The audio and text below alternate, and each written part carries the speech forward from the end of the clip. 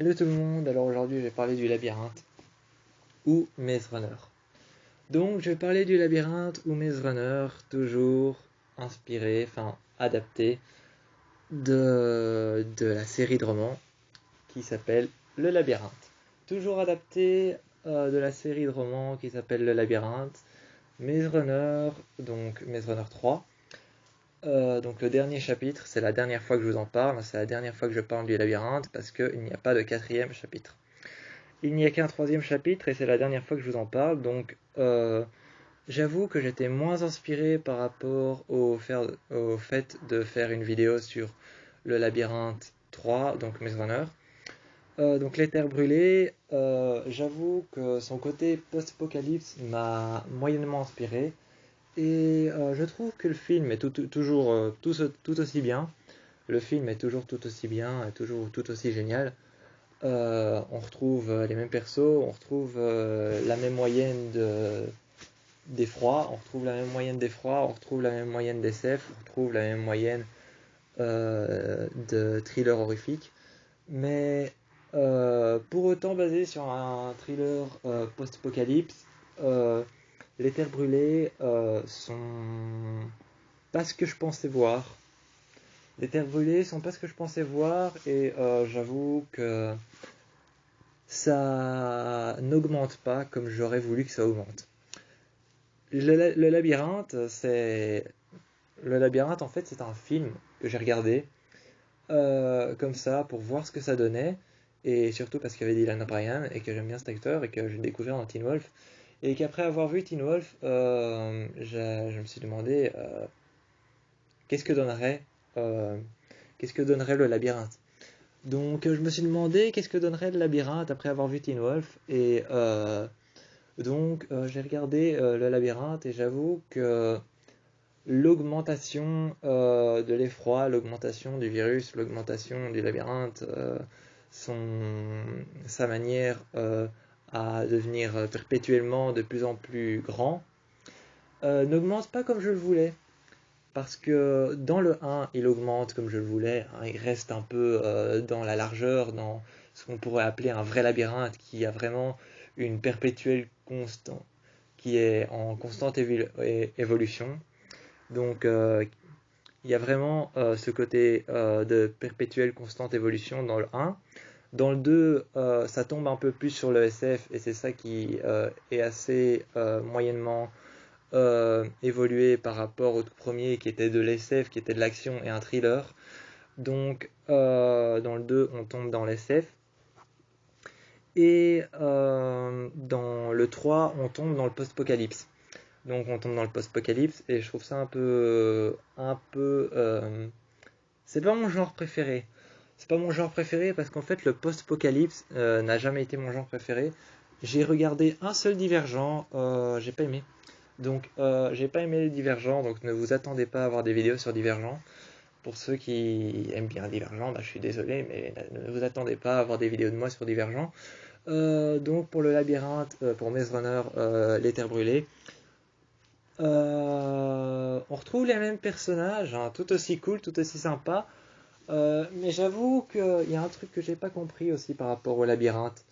Il y a un truc que j'ai pas compris par rapport au labyrinthe, c'est que les phrases qu'on met pour faire passer la promotion du film, souvent les films mettent une promotion en dessous avec une phrase, qui est donc une phrase promotionnelle qu'on met en dessous des films, en dessous des séries, en dessous des sagas.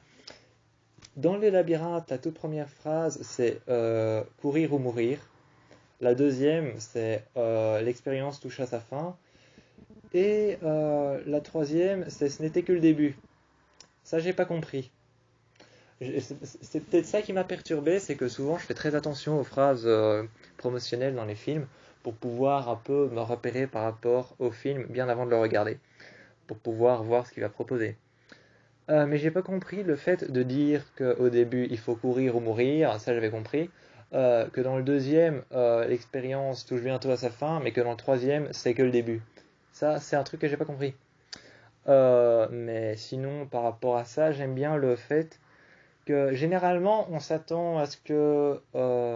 Généralement, quand on parle de post-apocalypse dans les films comme 2012 ou beaucoup d'autres films de post-apocalypse.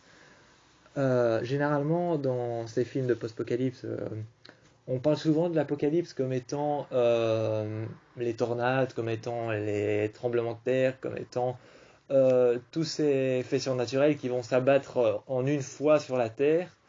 Eh bien, ce que j'ai bien aimé, c'est que pour une fois, ils ont irradié cette idée de tous les torrents, les vortex, les tornades, les pluies et la mer qui augmente, que tout ça s'abattrait sur la Terre entière et que tous les faits surnaturels, les faits, que vraiment tous ces faits naturels, ces séismes, s'attaqueraient à la Terre en une fois et que ça ferait quelque chose de surnaturel pour l'humain, et ben, pour une fois, ils ont eu l'idée d'irradier ce truc, le fait que ce serait vraiment la Terre qui serait abattue contre elle-même. Pour une fois, ils ont irradié cette idée et ils se sont dit on va juste se retrouver dans un endroit où la Terre a été totalement irradiée. Et je dois avouer que c'est assez cool parce que ça m'a rappelé un film que j'aimais beaucoup, je ferai peut-être une vidéo dessus. Ça m'a rappelé un film que j'aimais beaucoup avec Tom Cruise. Eh bien, ça m'a rappelé le même genre de film où tu t'attends un peu à du post-apocalypse vraiment trash et hard comme dans 2012, où tu vois vraiment la Terre s'autodétruire sur elle-même, où il y a finalement des plans de l'espace où tu vois la Terre, où d'un côté tu vois tout un tsunami qui finalement prend toute l'ampleur sur un seul continent, où tu vois la Terre prendre feu d'un autre côté, où tu vois la Terre se fissurer sur un continent de l'autre côté, et puis où en dessous de l'espace, finalement, tu vois la Terre s'autodétruire. Et une fois tu réarrives sur Terre, et puis tu vois que c'est des tornades, que c'est des torrents, que c'est des vortex, que c'est des vents violents, que la Terre est finalement vraiment en train de s'abattre sur elle-même, que les êtres humains ne savent plus quoi faire. Et donc, pour une fois, ils se sont dit, on va éradier cette idée, on va la mettre de côté. Et dans Maze Runner chapitre 3, je trouve qu'ils ont eu l'idée de faire comme dans Oblivion, qui est un film avec Tom Cruise, qui est pas mal, où tu vois vraiment que, en fait, il y a cette idée de post-apocalypse, où tu te dis, il s'est passé quelque chose, mais cette chose qui s'est passée, on l'a pas décrite. Et c'est ça qui est assez cool, parce que ça donne du suspense. Tu montres vraiment qu'il y a eu un post-apocalypse, mais ce post-apocalypse n'a pas été montré. Donc tu vois finalement tu vois les jeunes adolescents arriver sur une terre en post-apocalypse où tu vois des événements, des éléments de la terre connus qui sont finalement en totale destruction sous les sables et où tu vois seulement une petite partie de cet endroit connu sur terre. Comme par exemple, je crois qu'à un moment on voit passer dans Oblivion, je sais qu'à un moment on voit passer l'arène des gladiateurs à Rome, donc le Colisée. Il y a un moment où tu vois passer le Colisée dans Oblivion, tu vois passer le Colisée mais qui est totalement enseveli sous les sables.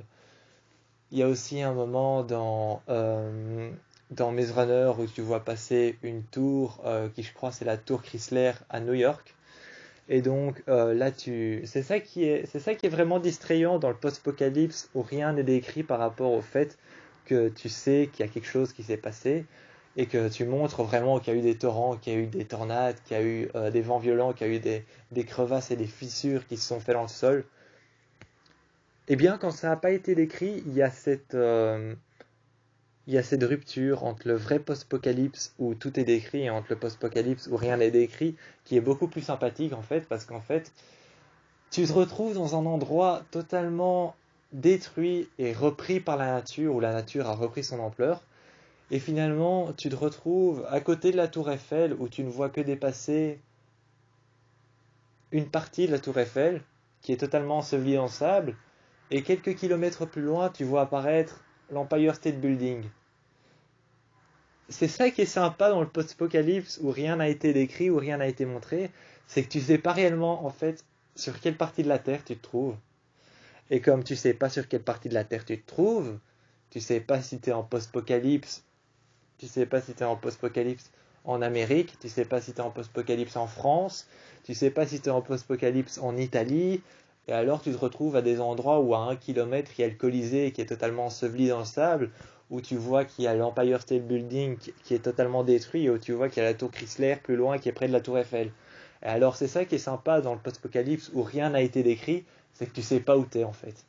Tu sais pas où t'es, c'est ça qui est perturbant et c'est ça qui est chouette à élaborer dans le film par rapport au fait que ça tombe plus sur le post-apocalypse que je trouve un peu moins cool et un peu moins chouette à élaborer.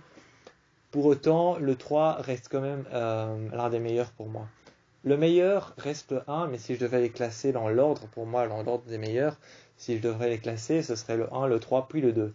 Le 2, personnellement, c'est celui que j'ai le moins aimé, parce que je vous l'avais dit, j'avais arrêté au 2, j'avais arrêté, puis j'ai repris après.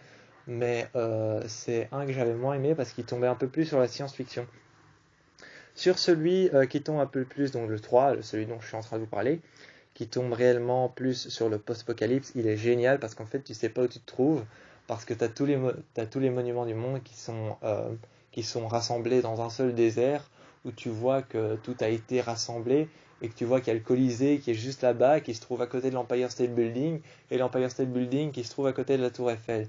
Et finalement la Tour Eiffel qui se trouve à côté du Taj Mahal qui est totalement détruit. C'est juste ça qui est perturbant. C'est l'endroit, c'est le fait d'être sur Terre, mais de ne pas savoir où tu es sur Terre. C'est ça qui est perturbant. Pas comme dans 2012 où tu sais que tu es à New York et que tu vois les tours jumelles se détruire et où tu vois l'Empire State Building se réduire en miettes et où tu vois apparaître un torrent de vagues qui viennent tout droit de la mer pour détruire toutes les tours de New York. Ainsi qu'un vortex qui se forme dans le ciel où tu vois du vent violent qui détruit les tours et les maisons.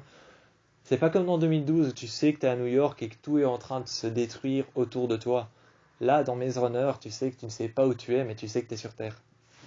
C'est ça qui est sympa dans le film de Maze Runner, dans le 3, dans Les Terres brûlées, c'est ça qui est sympa, c'est que tu ne sais absolument pas où tu es. Tu ne sais absolument pas où est-ce que tu es, tu ne sais pas sur quelle terre tu te trouves. Il y a des passages où ils sont dans des immeubles, et alors en tant que spectateur, toi tu es là, mais où est-ce qu'ils sont, qu'est-ce qu'ils font, et dans quel endroit où est-ce qu'ils... C'est ça qui est perturbant dans le post-apocalypse, où rien n'est montré, c'est ça. C'est le fait que tu ne sais pas dans quel endroit tu es. Sur toutes ces descriptions à propos du film, je vous encourage à aller suivre les aventures de Thomas, et je vous encourage à aller suivre les aventures du labyrinthe, et je vous dis ciao pour une prochaine vidéo.